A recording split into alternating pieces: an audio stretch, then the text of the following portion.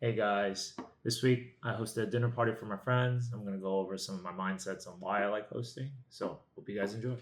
So, when I usually don't have some big plans on the weekend, I decide to usually make something and invite my friends over. Easy way to get friends together is always usually through food. Everyone can't resist a good meal, that's what I like to think. So, usually I'll make a dish, we'll have drinks, we'll have chatter, we'll play random games like I'm playing Mario Party right here, and it'll be a fun night. For this dinner, I decided to make Hachis Parmentier, which is pretty much just like a fancy French cottage pie.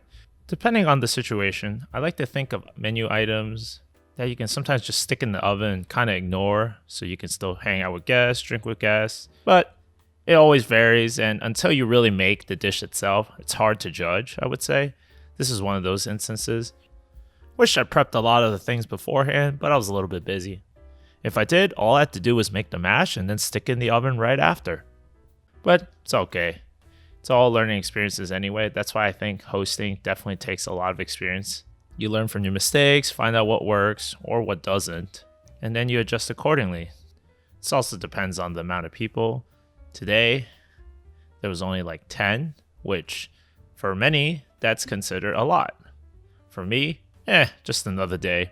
As you can tell from some of the previous videos, I have like 20 plus, almost 30 plus people all the time for the big events like Thanksgiving or Christmas.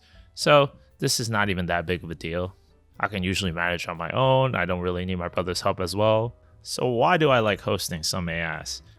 Now, I'm not sure if I shared this story before, but my brother and I, when we were young, we always had a lot of guests over due to our parents. They liked hosting personally, and we've always been around a lot of people all throughout our lives. So we're very accustomed to this amount of people. As we grew older and COVID happened, I developed my home cooking skills since I was stuck at home with nothing better to do.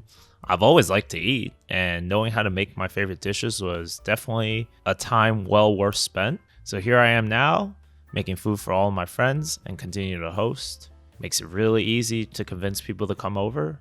Just give a group text shout out, and then whoever's down to come, here it is. Considering how everything is a lot more expensive nowadays, this is an easy way to save money and still get to hang out with everyone. You can definitely buy alcohol, bring it over. A little safer environment, I would say, too, because if you ever get drunk, you're at least in someone's household, so you'll be taken care of if you have good friends, of course. It's also a great way to keep in touch with everyone.